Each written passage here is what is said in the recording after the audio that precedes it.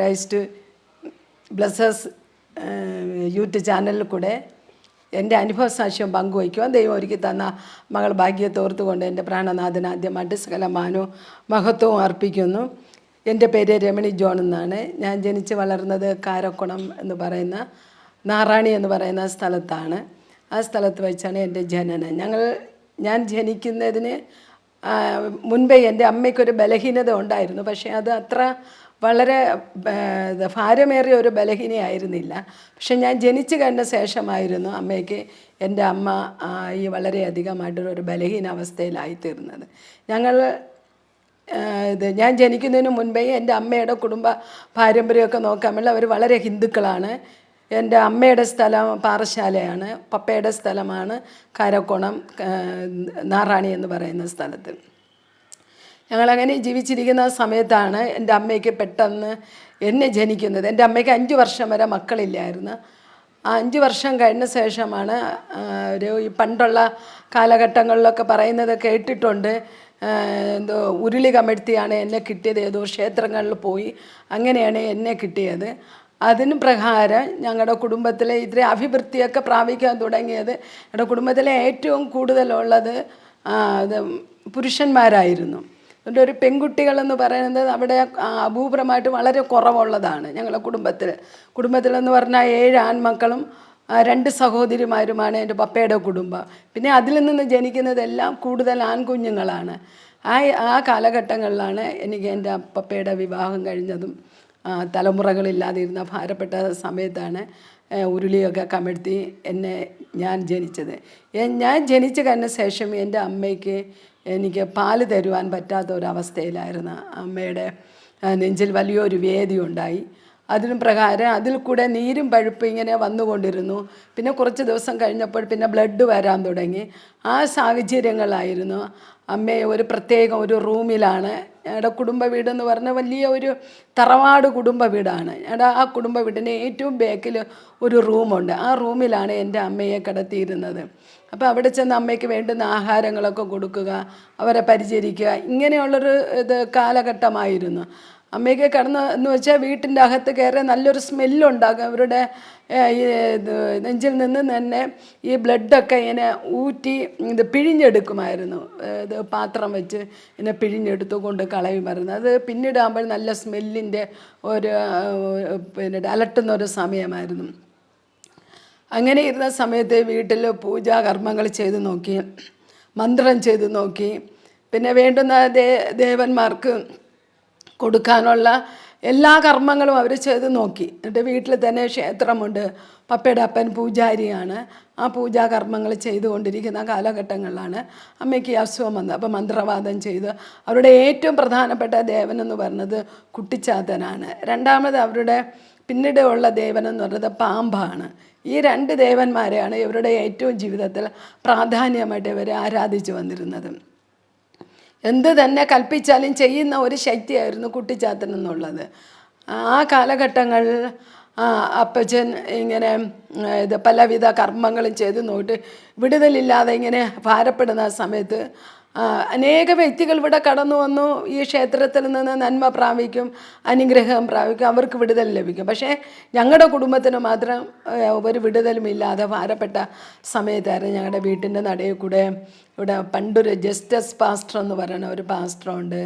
അദ്ദേഹം പൂവത്തൂരുമായിരുന്ന ഒരു പാസ്റ്ററാണ്. ആ പാസ്റ്റർ ഞങ്ങളുടെ വീട്ടിൻ്റെ നടയിൽ കൂടി ഇങ്ങനെ കടന്നു പോകുമായിരുന്നു. ആ സമയത്ത് എൻ്റെ അപ്പച്ചൻ വാതിക്കൽ ഗേറ്റിൻ്റെ അവിടെ വന്ന് നിൽക്കുമായിരുന്നു. അപ്പോൾ ആ ദേവദാസൻ ഇങ്ങനെ ചോദിച്ചു, നിങ്ങൾ ഇത്രയും പൂജാകർമ്മങ്ങൾ ചെയ്യുന്നില്ലയോ? നിങ്ങളുടെ വീട്ടിൽ ഒരു വ്യക്തി രോഗിയായിട്ട് കിടക്കുന്നു, എന്നിട്ട് നിങ്ങളുടെ ദൈവത്തിന് ഇതിനെ വിടുവിക്കാൻ കഴിഞ്ഞില്ലല്ലോ എന്നിങ്ങനെ ചോദിച്ചപ്പോൾ അപ്പച്ചന് വളരെ വിഷമം തോന്നി. അപ്പച്ചൻ പറഞ്ഞു, അത് ഒരു പരിഹാരമുണ്ട്, അത് ചെയ്യുവാൻ വേണ്ടിയുള്ള കർമ്മങ്ങൾ ഞങ്ങൾ ചെയ്തുകൊണ്ടിരിക്കുകയാണെന്ന് പറഞ്ഞു. എന്നിട്ട് ഈ ദേവദാസൻ ഇങ്ങനെ പോയി. പിന്നീട് ഒരു ദിവസം വന്നപ്പോൾ ആ ദേവദാസൻ ചോദിച്ചു, ഞാനൊന്ന് വീട്ടിലൊന്ന് കയറി ആ സഹോദരിയെ ഒന്ന് കണ്ട് ഞാൻ പ്രാർത്ഥിച്ചോട്ടെ, നിങ്ങളുടെ ദൈവം വിടുവിച്ചില്ലല്ലോ, പക്ഷെ ഞങ്ങൾക്കൊരു ദൈവമുണ്ട്, ആ ദൈവത്തോട് ഞങ്ങൾ പറഞ്ഞാൽ വിടുവിയും തീർച്ചയായും ഒരു വിടുതൽ നടക്കുമെന്ന് പറഞ്ഞു. അപ്പോൾ അപ്പച്ചന് അത് ഞങ്ങളുടെ വീട്ടിൻ്റെ ഫ്രണ്ടിൽ കൂടെ കയറ്റിയ ദേവന്മാർ പെക്കിളയും എന്നുള്ള ഒരു ഭയങ്കര ഒരു അന്ധവിശ്വാസം അവരുടെ ജീവിതത്തിൽ കടന്നു വന്നു. പക്ഷെ അവർ പറഞ്ഞത് നിങ്ങളുടെ വീട്ടിൻ്റെ ഏറ്റവും ബാക്കിൽ കൂടെ കടന്നു പോകുക, അവിടെ ചെന്ന് നിങ്ങൾ രോഗിയെ കാണുക എന്ന് മാത്രം പറഞ്ഞിട്ട് പോകുന്നു. ആ പാസ്റ്റർ അവിടെ പോയി. എൻ്റെ അമ്മ വളരെ വേദനയോടെ, ഉറക്കങ്ങളില്ല, ദിവസങ്ങളായി ഉറക്കവുമില്ല, നേരെ വേണ്ട ആഹാരം കഴിക്കാൻ പറ്റുകയില്ല, വേദനയുടെയും അവസ്ഥയിൽ എൻ്റെ അമ്മ അങ്ങനെ കഴിയുന്ന സമയത്ത് ആ പാസ്റ്റർ ചെന്ന് ചോദിച്ചു, സഹോദരി എന്താണ് അസുഖമെന്ന് ചോദിച്ചപ്പോൾ പറഞ്ഞ്, എനിക്ക് കുറേ നാളായി ഞാനിങ്ങനെ ഒരു ബലഹീന അവസ്ഥയിലായിരിക്കുകയാണ്, ഇതിന്ന് എനിക്കൊരു വിടുതലില്ല, ഞാൻ നാളുകളായി ഉറങ്ങിയിട്ട്. എന്നിട്ട് പറഞ്ഞു, ആ പാസ്റ്റർ പറഞ്ഞു, ഞാനൊരു ദൈവദാസനാണ്, ഞാനൊന്ന് കയറി നിങ്ങൾക്ക് വേണ്ടി ഒന്ന് പ്രാർത്ഥിച്ചോട്ടോ എന്ന് ചോദിച്ചു. അപ്പോൾ കയറിയിരിക്കാൻ പറഞ്ഞു. പിന്നീട് കയറിയിരിക്കുന്നിടത്ത് അമ്മ ഇരിക്കുന്ന ആ റൂമിൽ ചെയറൊന്നുമില്ല, എന്നാലും പാസ്റ്റർ അവിടെ കയറി നിന്നിട്ട് കുറേ കാര്യങ്ങളൊക്കെ ചോദിച്ചു. എത്ര വർഷമായി ഈ അസുഖങ്ങൾ ഉണ്ടായിട്ട്, നിങ്ങളുടെ ട്രീറ്റ്മെൻറ്റിലാണോ? അപ്പം പറഞ്ഞു ട്രീറ്റ്മെൻറ്റിലാണ്, ഡോക്ടർമാർ പറഞ്ഞു ഇനി കൊണ്ടുവരണ്ട, എല്ലാ ട്രീറ്റ്മെൻറ്റും അവസാനിച്ചിരിക്കുന്നു എന്നൊക്കെ പറഞ്ഞു വിട്ടു എന്നൊക്കെ അമ്മ ഇങ്ങനെ ആ പാസ്റ്ററോട് പറഞ്ഞു. പാസ്റ്ററോട് വീണ്ടും അമ്മ പറയുന്നത്, ഞാൻ ഉറങ്ങിയിട്ട് നാളുകളായി, എനിക്ക് ഉറക്കമില്ല. ഒടുകം ആ ദേവദാസൻ പറഞ്ഞ്, പിന്നെ സഹോദരി നിങ്ങൾ ഇന്ന് സുഖമായിട്ട് ഉറങ്ങും, ഇത്തിരി അല്പം വെളിച്ചെണ്ണ കൊണ്ടുവരാൻ പറ്റുമെന്ന് ചോദിച്ചു. ഉടനെ വെളിച്ചെണ്ണ കൊണ്ടുവന്ന് കൈ കൊടുത്തു. ആ പാസ്റ്റർ ഒന്ന് പ്രാർത്ഥിച്ചിട്ട് പറഞ്ഞു, സഹോദരി ആ വേദനയുള്ള ഭാഗത്ത് ഒന്ന് തൊട്ടാൽ മതി, നിങ്ങൾ സുഖകരമായി ഉറങ്ങുമെന്ന് പറഞ്ഞു. പക്ഷെ അമ്മ അന്ന് ആ എണ്ണ ഇട്ടു. അമ്മ അന്ന് രാത്രി സുഖകരമായിട്ട് ഉറങ്ങി. പിറ്റേ ദിവസമായപ്പോൾ അമ്മയ്ക്ക് വീണ്ടും വേദന ഇരട്ടിച്ചു. ആ വേദന കൊണ്ട് അമ്മ വളരെയധികം അത് കഷ്ടപ്പെടുകയാണ്, ഇനി എന്ത് ചെയ്യുമെന്നുള്ളത്. എന്നിട്ടും ഈ ദേവദാസൻ പോയി. കുറച്ച് ദിവസം കഴിഞ്ഞിട്ട് വീണ്ടും കടന്നു വന്നു. അതിലെ കൂടെ പോയപ്പോൾ വീണ്ടും എൻ്റെ അപ്പച്ചനോട് ചോദിച്ചു, ഞാൻ ഒന്നുകൂടെ കയറട്ടോ എന്ന് ചോദിച്ചു. അപ്പോൾ അപ്പച്ചന് വളരെ ദേഷ്യം തോന്നി. കാരണം എന്ത് കയറിയിട്ട് ഇങ്ങനെ ഒരു പ്രതിസന്ധിയിൽ ഒരു വിടുതലില്ല, പിന്നെ എന്തിനെ കയറുന്നത് എന്നുള്ള രീതിയിൽ. അതുമാത്രമല്ല, മറ്റുള്ള ക്ഷേത്രങ്ങൾ, മറ്റുള്ള വ്യക്തികൾ, നാട്ടിൽ നിന്ന് വ്യക്തികളെല്ലാം ക്ഷേത്രത്തിൽ വരുന്നുണ്ട്, പിന്നെ ഇതെങ്ങനെ ഞങ്ങളുടെ വീട്ടിൽ ഇങ്ങനെ ഒരു ദേവദാസനും പിന്നെ ക്ഷേത്രത്തിലുള്ളൊരു പൂജാരിയും തമ്മിലുള്ളൊരു വ്യത്യാസം ആൾക്കാരറിഞ്ഞ എന്ത് പറയും എന്നുള്ള ഒരു അന്ധവിശ്വാസം അവിടെ ഹൃദയത്തിൽ കടന്നു വന്നു. എന്നിട്ടും വീണ്ടും കയറി ചെന്നപ്പോൾ എൻ്റെ പപ്പ അവിടെ അന്നുണ്ടായിരുന്നു. പപ്പയോടെ ദേവദാസൻ കുറേ കാര്യങ്ങൾ പറഞ്ഞു. യേശു ക്രിസ്തു എന്ന് പറഞ്ഞ ഒരു ദൈവമുണ്ട്, ആ ദൈവത്തെ മാത്രമേ നിങ്ങളെ വിടുവിക്കാൻ കഴിയുകയുള്ളൂ. ആ ദൈവത്തോട് നിങ്ങൾ ഏറ്റുപറഞ്ഞാൽ നിങ്ങളുടെ ഭാര്യയെ ജീവിക്കും. പക്ഷേ നിങ്ങൾ വിശ്വസിച്ചാൽ വളരെയധികം ഒരു ദൈവപ്രവൃത്തി നിങ്ങളുടെ ഭാര്യയുടെ ജീവിതത്തിൽ നടക്കും. ആ സഹോദരി മരിച്ചാലും ജീവിക്കും. നിങ്ങൾ വിശ്വസിച്ചില്ലെങ്കിൽ മരിച്ചുപോയ ഒരു സഹോദരിയാണ്. നിങ്ങൾ ആ സമയത്ത് ദൈവമേ ഞാൻ നിൻ്റെ പ്രവൃത്തിയെ വിശ്വസിക്കുന്നു, നീ ജീവനുള്ള ദൈവമാണ് എന്ന് നിങ്ങൾ അപ്പോഴും വിശ്വസിച്ചാൽ നിങ്ങളുടെ ഭാര്യ മരിച്ചാലും ജീവിക്കുമെന്നൊരു വാക്ക് ഇങ്ങനെ ദേവദാസൻ പറഞ്ഞിട്ട് പപ്പയെ വിളിച്ചു കൊണ്ടുപോയി. പപ്പയുടെ അടുത്ത് അമ്മയുടെ റൂമിൽ പോയി ചെന്നിരുന്ന് അമ്മയ്ക്ക് വേണ്ടി പ്രാർത്ഥിക്കാൻ വേണ്ടി പാസ്റ്റർ ഒരു പാട്ട് പാടി, മാറരുതേ, മുഖം മറയ്ക്കരുതേ, തള്ളരുതേ, എന്നെ തള്ളരുതേ. ഈ പാട്ട് പാസ്റ്റർ 2-3 പ്രാവശ്യം ഇങ്ങനെ ആവർത്തിച്ച് അങ്ങ് പാടിയിട്ട് അമ്മയ്ക്ക് വേണ്ടി പ്രാർത്ഥിച്ചു. അമ്മ അല്പം കഴിഞ്ഞപ്പോൾ തന്നെ അമ്മയ്ക്ക് നല്ലൊരു വിടുതൽ നടക്കുന്നത് പോലെ അമ്മയുടെ ജീവിതത്തിൽ തോന്നി. പാസ്റ്റർ ഓക്കെ പറഞ്ഞു, പാസ്റ്റർ അങ്ങ് പോയി. അത് കഴിഞ്ഞ ശേഷം പപ്പ ചെന്ന് അമ്മയോട് ചോദിച്ചു, എങ്ങനെയുണ്ട് വേദന, എങ്ങനെയുണ്ട് സൗഖ്യം? അപ്പോഴും പറഞ്ഞു, എനിക്ക് ഇത്തിരി അല്പ വേദന കുറവുണ്ട്, എനിക്ക് നല്ലൊരു ആശ്വാസം തോന്നുന്നു എന്നിങ്ങനെ പറഞ്ഞു. അത് കഴിഞ്ഞപ്പോൾ പപ്പയ്ക്ക് ഒരു ചെറിയ വിശ്വാസം ഉള്ളിലുണ്ടെങ്കിലും പപ്പയുടെ കാലഘട്ടം കഴിഞ്ഞാൽ, അപ്പച്ചൻ്റെ കാലഘട്ടം കഴിഞ്ഞാൽ എൻ്റെ പപ്പയാണ് പൂജാരിയായിട്ട് വരാനുള്ളത്. ആ പൂജാരിയുടെ പപ്പയുടെ കാലഘട്ടം കഴിഞ്ഞാൽ അടുത്തൊരു പൂജാരിയായിട്ട് വരാനുള്ളത് ഞാനാണ്. എന്നെയാണ് അവരതിനു വേണ്ടി നേർന്നിരിക്കുന്ന പിന്നീട് ഒരു സന്ദർഭം. ആ സമയത്ത് പപ്പ പറഞ്ഞു, ഇത് 2 രീതിയിലുള്ളൊരു പ്രവർത്തന, ഇതിൽ വിശ്വസിച്ചാൽ ശരിയാകില്ല, യേശു ക്രിസ്തുവിൽ പോയാൽ ശരിയാവില്ല, വീട്ടിൽ പൂജാകർമ്മങ്ങൾ ചെയ്യാനുള്ള ഞാനാണ് എന്നുള്ള ഒരു അന്ധവിശ്വാസം വീണ്ടും ഹൃദയത്തിന് മേലെ കടന്നു. ഒരു ഭാഗത്ത് യേശുവിൻ്റെ പാസ്റ്റർ പാടിയ പാട്ടിൻ്റെ ഈരടികൾ ജീവിതത്തിൽ കടന്നു വരുന്നു.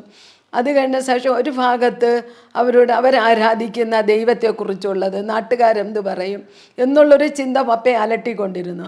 അങ്ങനെ ഇരുന്നു കുറേ ദിവസം പാസ്റ്റർ ഇങ്ങനെ വന്നു പോയിക്കൊണ്ടിരുന്നു. ഒരു ദിവസമായപ്പോൾ കുറച്ച് ദിവസം കഴിഞ്ഞപ്പോൾ പാസ്റ്ററുടെ വരവ് നിന്നു. ഈ ഏലിയാവ് ഇരുന്ന ഹെരീദ് തോട്ടിലെ കാക്കയുടെ വരവ് നിന്നതുപോലെ ഈ ദൈവദാസൻ്റെ വരവ് നിന്നു. അത് കഴിഞ്ഞപ്പോൾ അമ്മയ്ക്ക് അസുഖം കൂടി. അമ്മയെ പെട്ടെന്ന് കൊണ്ടുവന്ന് മെഡിക്കൽ കോളേജിൽ കൊണ്ടുപോയപ്പോൾ ഡോക്ടർമാർ തന്നെ അമ്മയെ കയ്യേറ്റില്ല. അമ്മയെ പുറത്താക്കിയിട്ട് പറഞ്ഞു, നിങ്ങൾ എന്തിനു കൊണ്ടുവന്നത്? സകല ട്രീറ്റ്മെൻറ്റും കഴിഞ്ഞില്ലേ, എന്തിനാണ് നിങ്ങൾ ഇവിടെ കൊണ്ടുവന്നത്? നിങ്ങൾ കൊണ്ടുവയ്ക്കോ എന്ന് പറഞ്ഞ് അവരൊന്നും നോക്കിയത് പോലുമില്ല. എന്നിട്ട് രണ്ടൊന്നും മെഡിസിൻ എഴുതി അമ്മയെ പപ്പയുടെ കൈ കൊടുത്ത് ഇത് വാങ്ങിച്ചുകൊണ്ട് വയ്ക്കോളാൻ പറഞ്ഞു. നിങ്ങൾ അറിയിക്കേണ്ടവരെ അറിയിച്ചു കൊടുക്കുക, ക്രിട്ടിക്കൽ സ്റ്റേജാണെന്ന് പറഞ്ഞു വീട്ടിൽ വിട്ടു. അമ്മയെ കൊണ്ടുവന്നു. അന്ന് രാത്രി അമ്മ കഴിച്ചു കൂട്ടി. രാത്രിയായപ്പോൾ അമ്മയ്ക്ക് ഭയങ്കര വേദന, മരണത്തോട് അടുക്കുന്ന ഒരവസ്ഥ അമ്മയുടെ ജീവിതത്തിൽ കടന്നു വന്നു. ഇന്ന് വെളുപ്പിനെ 4 മണിയായപ്പോൾ അമ്മ ഈ ലോകത്തോട് വിട പറഞ്ഞു. അതിനുശേഷം ഞങ്ങളുടെ ജീവിതത്തിൽ വളരെയധികം പപ്പയും തകർന്നു, എല്ലാവരും തകർന്ന ഒരവസ്ഥയായിരുന്നു. ഇവിടുത്തെ മന്ത്രവാദം ചെയ്തിട്ട് അവരുടെ ദൈവം വിടുവിച്ചില്ല, ദൈവത്തോടെ പ്രാർത്ഥിച്ചിട്ട് അതും ഒരു വിടുതൽ ലഭിച്ചില്ല. അങ്ങനെയുള്ള ഒരു വേദനയേറിയ ഒരു സമയം പറഞ്ഞു. അപ്പോഴൊക്കെ എനിക്കൊരു 3 വയസ്സ് മാത്രമേ പ്രായമുള്ളൂ. ഞാനിങ്ങനെയൊക്കെ ഓടിയൊക്കെ നടക്കുന്ന സമയമാണ്.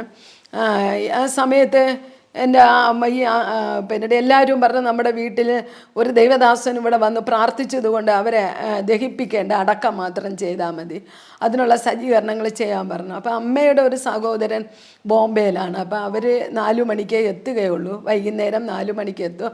ആ സമയത്ത് അടക്കത്തിനുള്ള സമയമാണ്. അപ്പോഴെല്ലാവരുടെയും നാട്ടിലെല്ലാവരെയും അറിയിച്ചു. വലിയ കുഴിയൊക്കെ എടുത്തു, അമ്മയെ അടക്കുവാൻ വേണ്ടിയുള്ള കുഴിയൊക്കെ എടുത്തു, എല്ലാം ഒരുക്കി, എല്ലാം കഴിഞ്ഞു.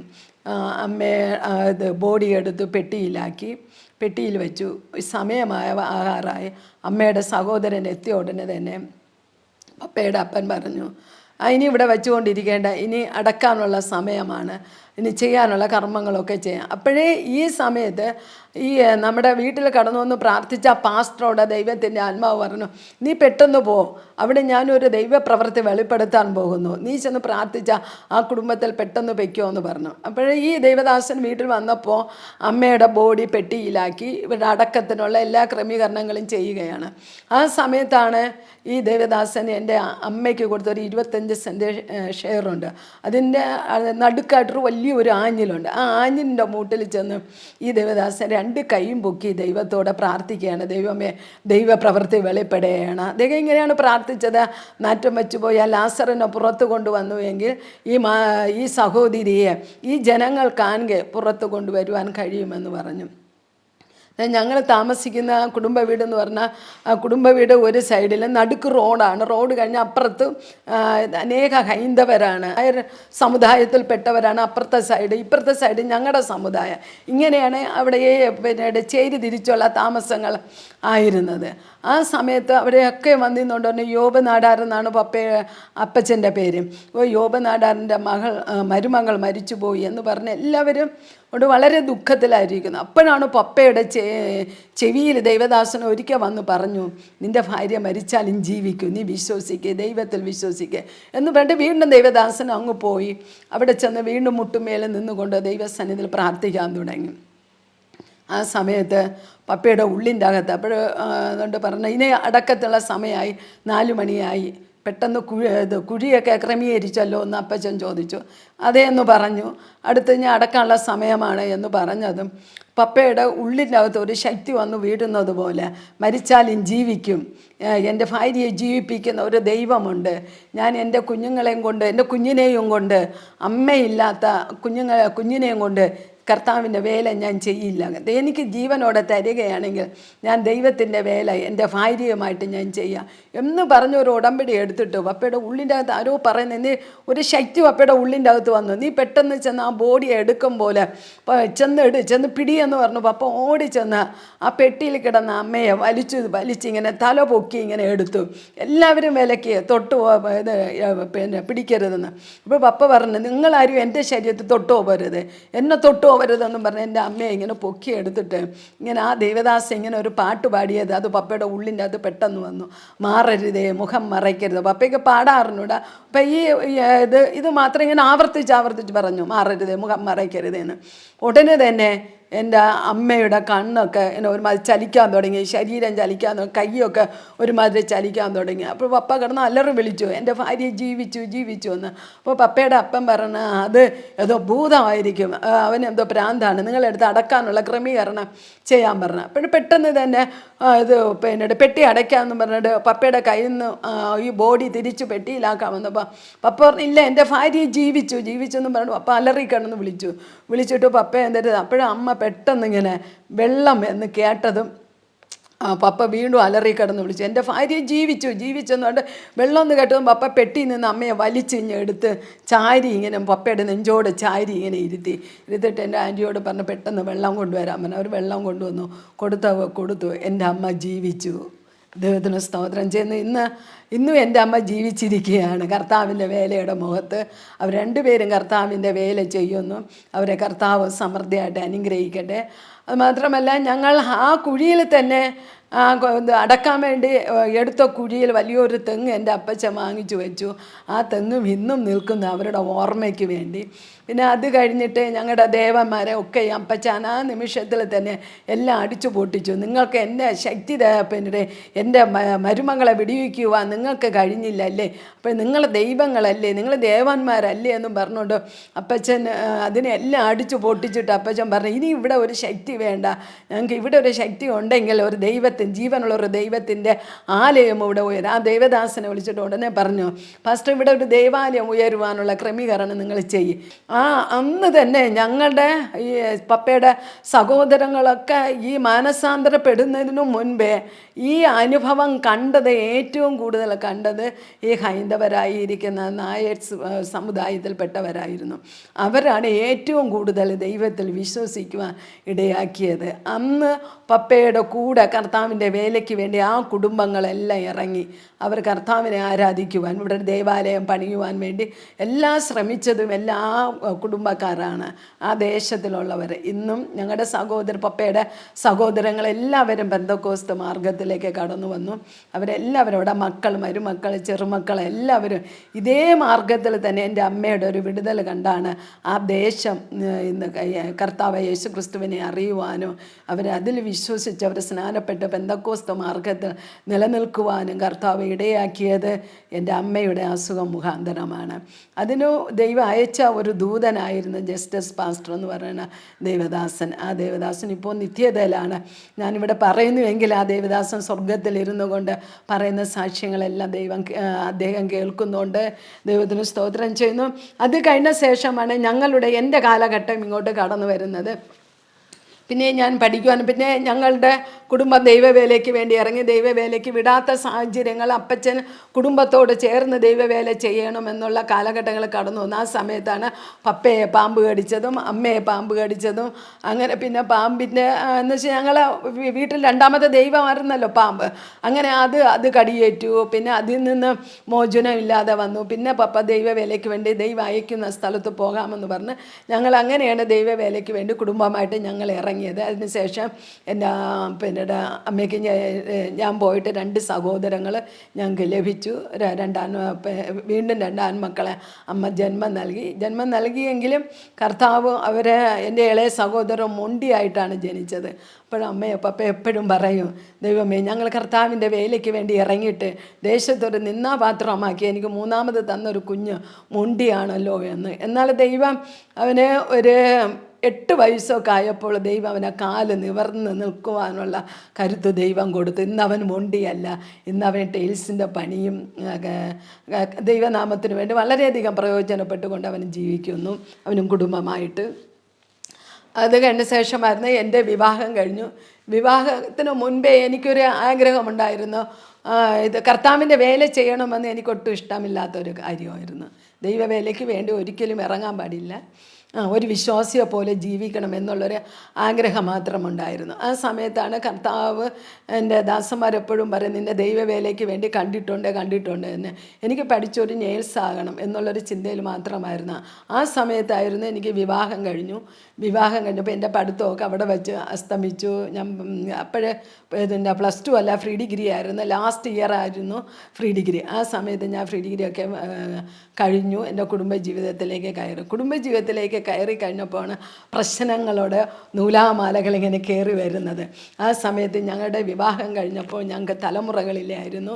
ഡോക്ടർമാരുടെ അടുക്കൽ പോയി എല്ലാ ചെക്കപ്പും കഴിഞ്ഞപ്പോൾ ഡോക്ടർമാരൊക്കെ പറഞ്ഞു, നിങ്ങൾക്ക് പിന്നെ കുഞ്ഞുങ്ങളെ ജനിക്കും, പക്ഷേ കുഞ്ഞുങ്ങൾ ജനിക്കുന്നതെല്ലാം 3 മാസം 4 മാസമൊക്കെ ആകുമ്പോൾ അബോട്ടായി പോകും, നിങ്ങളുടെ യൂട്രസ് വളരെ ലോലമാണ് എന്ന് പറഞ്ഞ്. അത് കഴിഞ്ഞ് ഞങ്ങൾ കുറേ ദിവസങ്ങളൊക്കെ ഇങ്ങനെ പ്രാർത്ഥനയും എല്ലാം ആയിരുന്നപ്പോൾ ഒരു കുഞ്ഞ് എനിക്ക് ജനിച്ചു.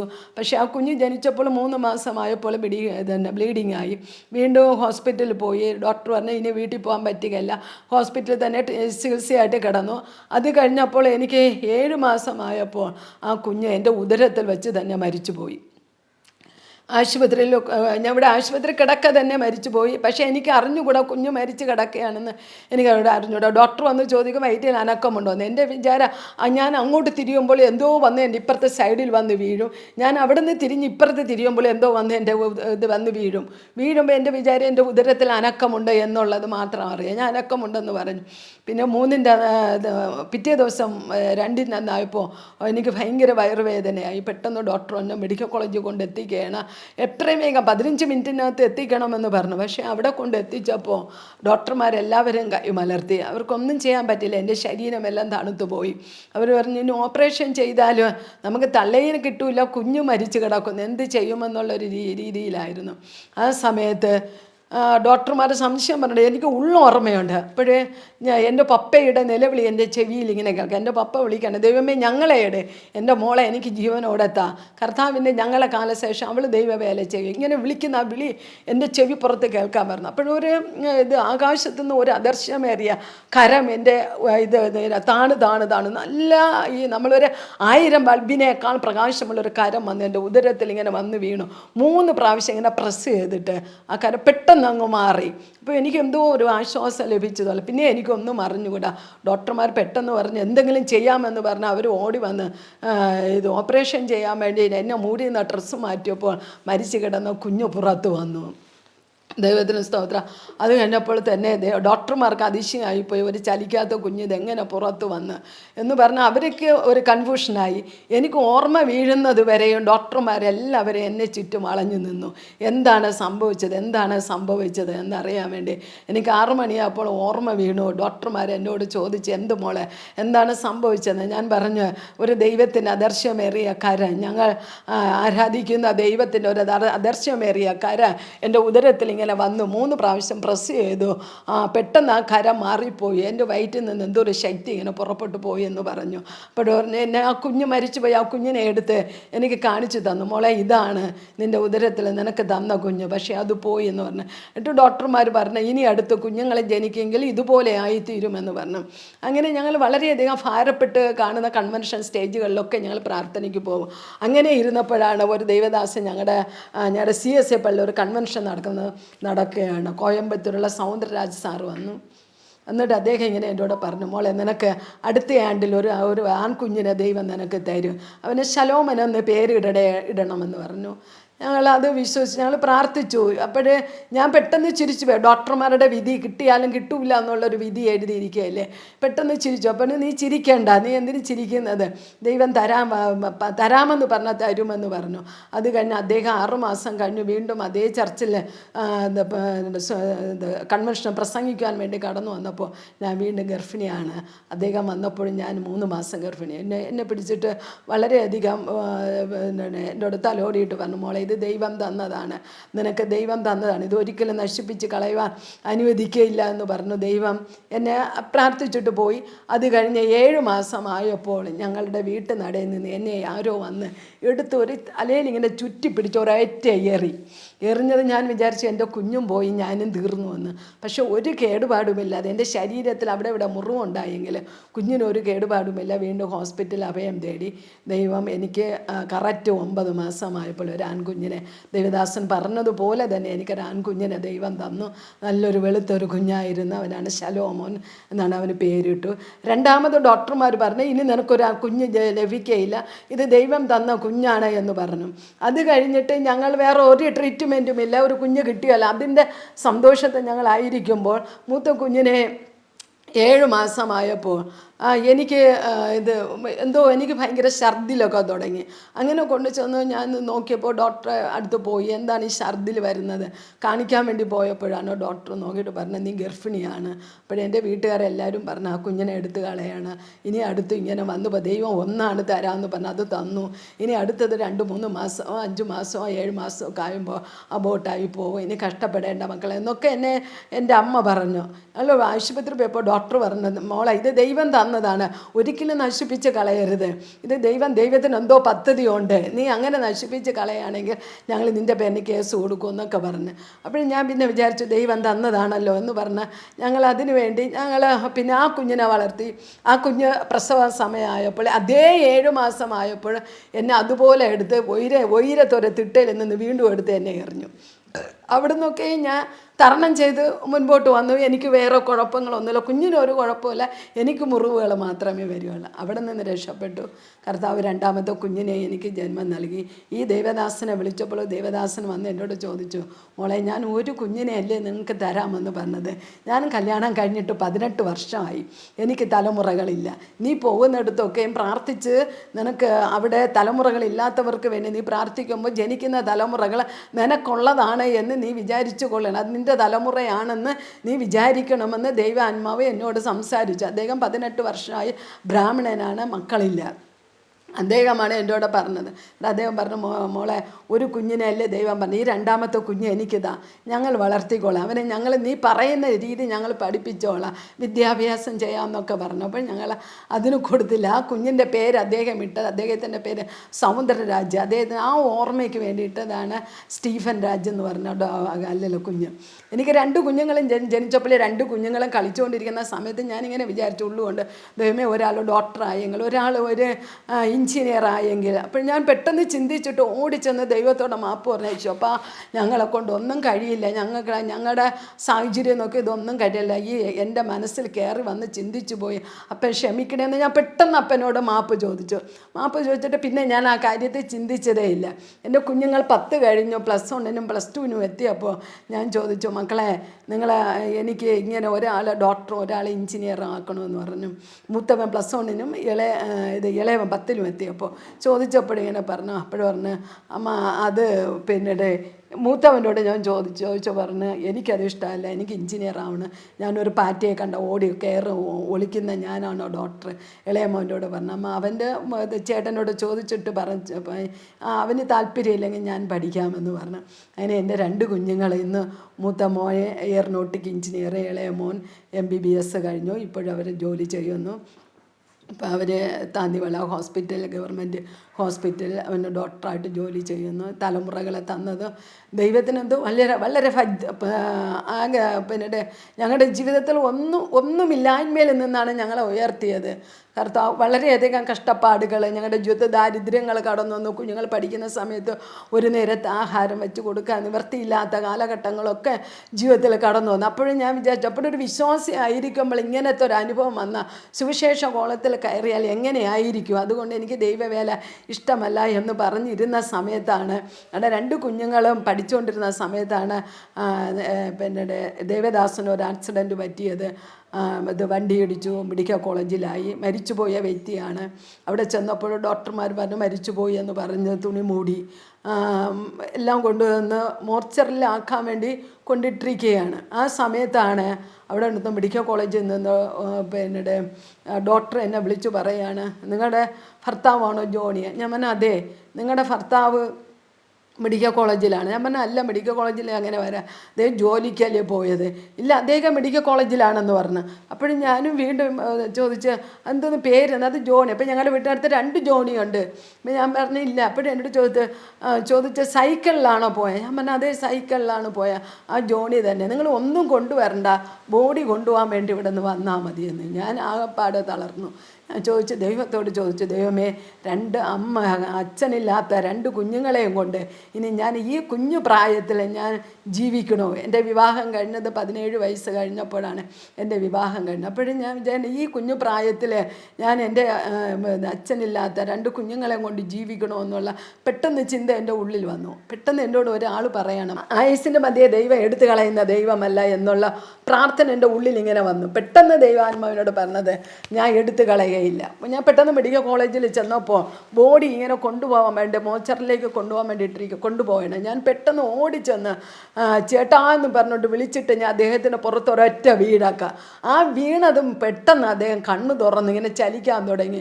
അവിടെ നിന്ന് ആൾക്കാർ പറഞ്ഞു, അയ്യോ ഇത് ബോഡി ചലിച്ചു എന്ന് പറഞ്ഞു. ഡോക്ടർമാർ പെട്ടെന്ന് എടുത്ത് മെഡിക്കൽ കോളേജിൽ കൊണ്ടുപോയി. പെട്ടെന്ന് തന്നെ ഒരു ഓപ്പറേഷൻ തിയേറ്ററിൽ കൊണ്ടുപോയി പെട്ടെന്ന് സർജറിയൊക്കെ ചെയ്ത് കൊണ്ടുവന്ന്. അതിന് ശേഷമാണ് കർത്താവിൻ്റെ വേലയുടെ മുഖത്ത് ഞങ്ങൾക്കായി തീരുവാൻ കർത്താവ് ഇടയാക്കിയത്. ഞങ്ങൾ സ്വന്തം സ്ഥലം തന്നെ ദൈവനാമത്തിന് വേണ്ടി ഞങ്ങൾ പിന്നീട് കൊടുത്തു. അവിടെ ഒരു ചർച്ച് വെച്ച് ഞങ്ങൾ കുറച്ച് വിശ്വാസികളുമായിട്ട് ഞങ്ങൾ ആരാധിക്കുന്നു.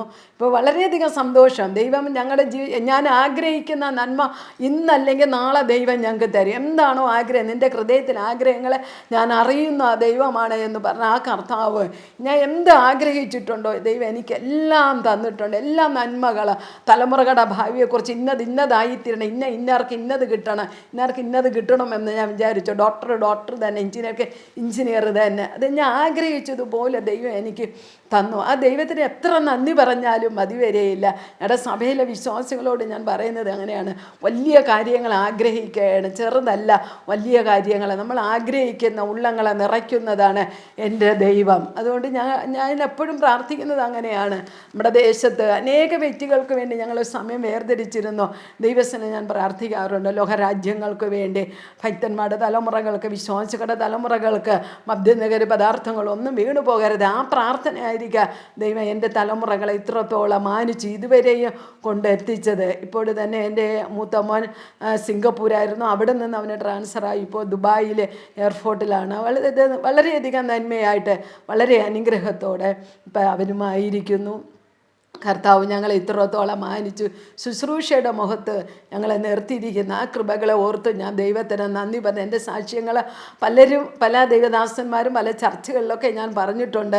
ആ സാക്ഷിയുടെ മുഖത്താണ് എനിക്ക് വളരെയധികം ശുശ്രൂഷയ്ക്ക് എനിക്ക് അവസരം ലഭിച്ചു. ഇന്ന് ഞാൻ ദൈവസന്നിധിയിൽ കർത്താവിൻ്റെ വേലയുടെ മുഖത്ത് പല സ്ഥലങ്ങളിലും ശുശ്രൂഷയ്ക്ക് കടന്നു പോകുന്നു. പലരും വിളിക്കുന്നുണ്ട് ദൈവവചനങ്ങൾ ശുശ്രൂഷയാണ് എൻ്റെ അനുഭവ സാക്ഷ്യങ്ങൾ പറയുവാൻ. ഞാൻ ഇന്ന് ഈ ഭാഗത്ത് ഇറങ്ങില്ലെങ്കിൽ ഞാനൊരു മന്ത്രവാദിയായിട്ടോ അല്ലെങ്കിൽ കോവിലൊരു പൂജാരിയായിട്ടോ ഇങ്ങനെയൊക്കെ തീരാനുള്ളൊരു സന്ദർഭമായിരുന്നു. അവിടെ നിന്ന് എൻ്റെ കർത്താവ് എന്നെ ഇത്രത്തോളം സ്നേഹിച്ചു. കർത്താവിൻ്റെ വേലയ്ക്ക് വേണ്ടി ഒരുക്കിയ ആ പ്രാണനാഥന് സകല നന്ദിയും മഹത്വം എൻ്റെ അപ്പനെ അർപ്പിക്കുന്നു. ദൈവം നിങ്ങളെ സമർപ്പിക്കട്ടെ.